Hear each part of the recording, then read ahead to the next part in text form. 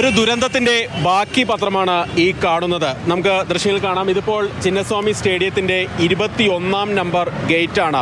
ഇവിടെ ഈ ദൃശ്യങ്ങൾ കാണുന്ന പോലെ തന്നെ ഒരു വളരെയധികം ചെരുപ്പുകൾ ഇങ്ങനെ തടിച്ചുകൂടി അല്ലെങ്കിൽ കൂട്ടം കൂടി കൂനുകൂടി കിടക്കുകയാണ്. ഈ അപകടം ഉണ്ടായ ഗേറ്റുകളിൽ ഒന്ന് ഈ 21-ാം നമ്പർ ഗേറ്റാണ്. ഇതുകൂടാതെ 3-ാം നമ്പർ ഗേറ്റിലും 9-ാം നമ്പർ ഗേറ്റിലും തിക്കും തിരക്കുമുണ്ടായി. 3-ാം നമ്പർ ഗേറ്റിനടുത്താണ് ഒരു ഓടയുടെ സ്ലാബ് തകർന്നു വീണോ എന്നുള്ള ഒരു സംശയമൊക്കെ ഉയർന്നത്. ഏതായാലും ഈ പ്രദേശത്ത് ഇതാണ് കബൺ റോഡിൽ നിന്നുള്ള എൻട്രി. ഈ ഭാഗത്ത് വലിയ തോതിലുള്ള തിരക്കാണ് അനുഭവപ്പെട്ടത്. ഇതാ പോലീസ് വെച്ച ബാരിക്കേഡൊക്കെ മറിഞ്ഞു കിടക്കുന്നത് നമുക്ക് ഇവിടെ ദൃശ്യങ്ങളിൽ കാണാം. കൊച്ചു കുട്ടികളുടെ ഉൾപ്പെടെ ചെരുപ്പുകൾ ഇതിലുണ്ട്. കുട്ടികളെയൊക്കെ കൊണ്ടുവരരുത് എന്ന് രക്ഷിതാക്കളോട് പ്രത്യേകം നിർദ്ദേശിച്ചതാണ്. പക്ഷേ കൊച്ചു കുട്ടികളുടെ ഉൾപ്പെടെ ചെരുപ്പുകൾ നമുക്ക് ഈ കൂട്ടത്തിൽ കൂടിക്കിടക്കുന്നത് കാണാം. ഇപ്പോഴും ഈ ഗേറ്റുകളിലെല്ലാം തന്നെ ആളുകൾ തടിച്ചുകൂടി നിൽക്കുന്നുണ്ട്. പലരും അല്പസമയം മുൻപാണ് ഇവിടുത്തെ പരിപാടി അവസാനിച്ചത്. പലരും ഇപ്പോഴും ഈ ഭാഗത്ത് തടിച്ചുകൂടി നിൽക്കുന്നുമുണ്ട്. ഇത് സർവീസ് ഗേറ്റാണ്. സ്റ്റേഡിയത്തിൻ്റെ 21-ാം നമ്പർ ഗേറ്റാണ്. വാഹനങ്ങൾ അകത്തേക്ക് പോകുന്നതിനും പുറത്തേക്ക് പോകുന്നതിനൊക്കെ സൗകര്യം ഉള്ള ഗേറ്റാണ്. ഇതിന് തൊട്ടപ്പുറത്താണ് 12-ാം നമ്പർ ഗേറ്റ് ഉള്ളത്. വെളിപ്പാടകലയാണ്. ഈ ഗേറ്റിലാണ് താരങ്ങൾ അകത്തേക്ക് കയറുന്നത്. അതുകൊണ്ട് തന്നെ ഈ റോഡിൽ ഈ പ്രദേശത്താണ് കൂടുതൽ ആളുകൾ ഇവിടെ തടിച്ചുകൂടിയൊക്കെ നിൽക്കാനുള്ള ഒരു സാധ്യത ഉള്ള പ്രദേശം. അതുകൊണ്ട് തന്നെയാണ് ഇവിടെ വലിയ തോതിൽ തിരക്ക് അനുഭവപ്പെട്ടത്. തിരക്കിൽപ്പെട്ട് ആളുകളുടെയൊക്കെ കണ്ണട പൊട്ടിക്കിടക്കുന്ന കാഴ്ചകളൊക്കെ നമുക്ക് ഇവിടെ കാണാൻ കഴിയും. ഇങ്ങനെ ഒരു ദുരന്തത്തിന് ശേഷമുള്ള ഒരു ബാക്കി പത്രം തന്നെയാണ് ഈ ചിന്നസ്വാമി സ്റ്റേഡിയത്തിൻ്റെ പരിസരത്തെല്ലാം നമുക്ക് കാണാൻ കഴിയുന്നത്. നിലവിൽ 50-ലധികം പേർ ആശുപത്രിയിൽ ചികിത്സയിൽ തുടരുന്നുണ്ട്. ഇതിൽ ചില ആളുകളുടെയൊക്കെ നില ഗുരുതരമായി തുടരുകയാണ്. ആളുകളെ വിദഗ്ധ ചികിത്സയ്ക്കായി മറ്റ് ആശുപത്രികളിലേക്കൊക്കെ മാറ്റിയിട്ടുണ്ട്. നിലവിൽ ഈ നഗരപരിധിയിലുള്ള സ്റ്റേഡിയത്തിന് ചുറ്റുമുള്ള 4 ആശുപത്രികളിലാണ് ആളുകളെ ഇപ്പോൾ പ്രവേശിപ്പിച്ചിരിക്കുന്നത്. 11 പേർക്ക് ജീവൻ നഷ്ടമായിട്ടുണ്ട്. ഇതിൽ സ്ത്രീകളും കുട്ടികളുമുണ്ട്. ഇതിലൊരു കുട്ടിയെ തിരിച്ചറിഞ്ഞിട്ടുണ്ട്. ദിവ്യാൻഷു എന്നു പേരുള്ള ഒരു 14 വയസ്സുള്ള 9-ാം ക്ലാസ്സിൽ പഠിക്കുന്ന കുട്ടിയാണ്. അച്ഛനും അമ്മയ്ക്കും ഒപ്പമാണ് കുട്ടി ഈ വിജയാഘോഷ പരിപാടിയിൽ പങ്കെടുക്കാൻ എത്തിയത്. ഏതായാലും ആ കുട്ടി മരിച്ചു. കുട്ടികളെയൊക്കെ ഇങ്ങോട്ട് കൊണ്ടുവരുന്നത് എന്ന് പറഞ്ഞാൽ പോലും കൂടുതൽ ആളുകൾ ഇവിടേക്ക് വരുന്നു.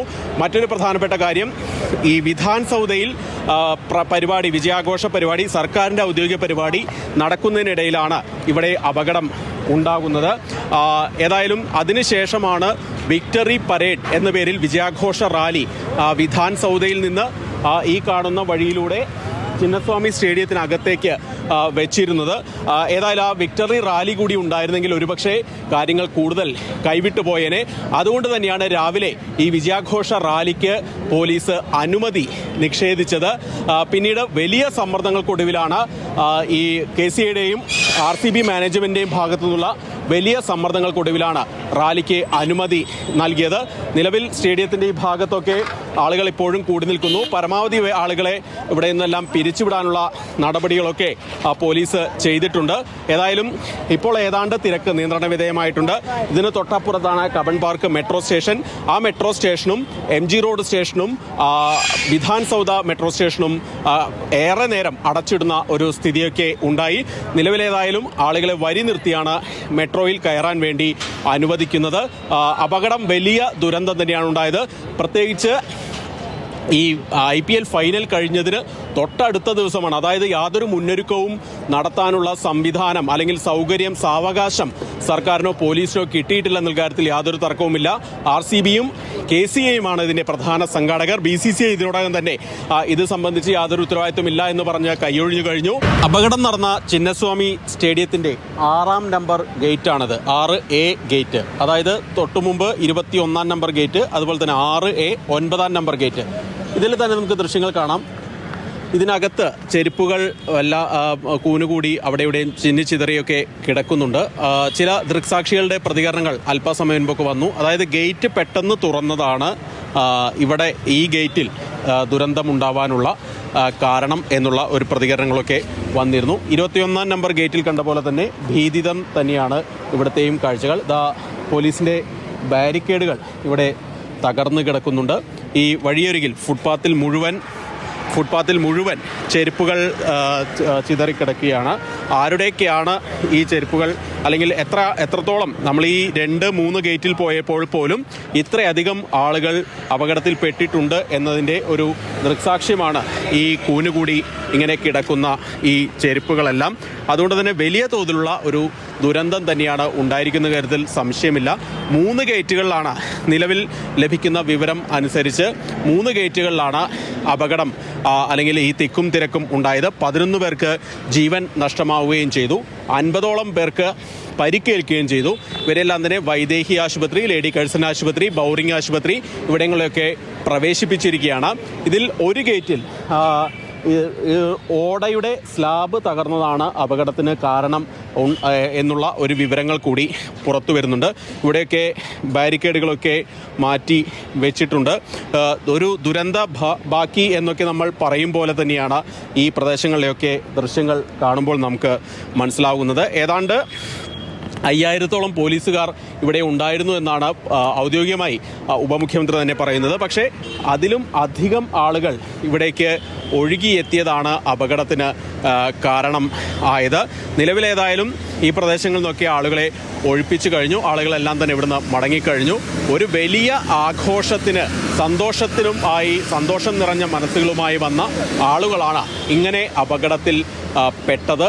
ഏതായാലും 11 കുടുംബങ്ങളിൽ കണ്ണീര് വീണ ഒരു അവസ്ഥ തന്നെയാണ് ഉള്ളത്. നിലവിലേതായാലും വലിയ തോതിലുള്ള ദുരന്തം തന്നെയാണ് ഉണ്ടായിരിക്കുന്ന കാര്യത്തിൽ യാതൊരു സംശയവുമില്ല.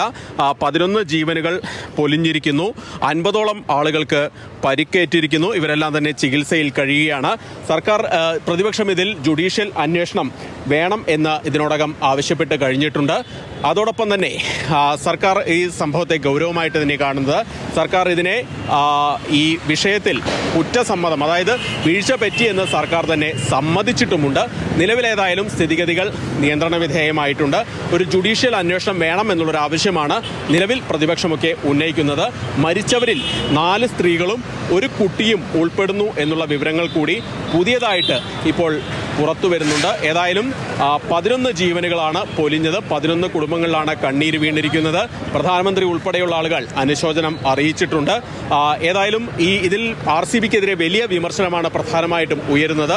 അതിന് പ്രധാന കാരണം ഇന്നലെയാണ് ഈ IPL ഫൈനൽ കഴിഞ്ഞ്, ഇന്നലെ രാത്രി 12 മണിയോട് കൂടിയാണ് IPL ഫൈനലിന്റെ മുഴുവൻ ചടങ്ങുകളും കഴിഞ്ഞത്. അതിനുശേഷം ഏതാണ്ട് 24 മണിക്കൂർ തികയും മുൻപേ തന്നെ ഇവിടെ വിജയാഘോഷം നടത്തേണ്ടിയിരുന്നു.